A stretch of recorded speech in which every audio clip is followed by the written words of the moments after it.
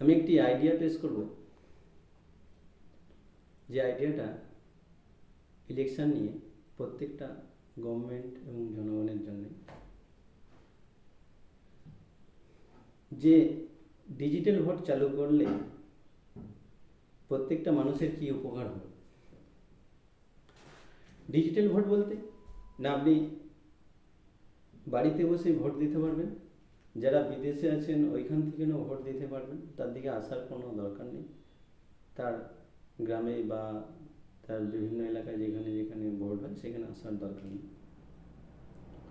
এর ফলে কি উপকার হবে না, সরকারের যে 4% যদি খরচ হতো সেখানে 1%-এরও কম খরচ হবে।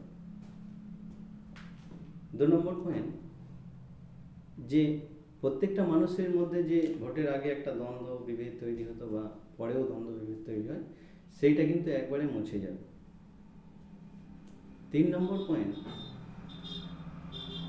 এতে প্রত্যেকটা ফোন কোম্পানিরও একটা উপকার আসবে।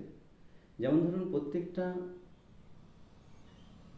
নাগরিক 18 বছর হলেই তার রেজিস্টার মোবাইল নাম্বার যেন নেয় বাধ্যতামূলক, কারণ এই রেজিস্টার মোবাইল নাম্বারেই তার লিঙ্ক আসবে, সেই লিঙ্কের মাধ্যমে সে ভোট দিতে পারবে।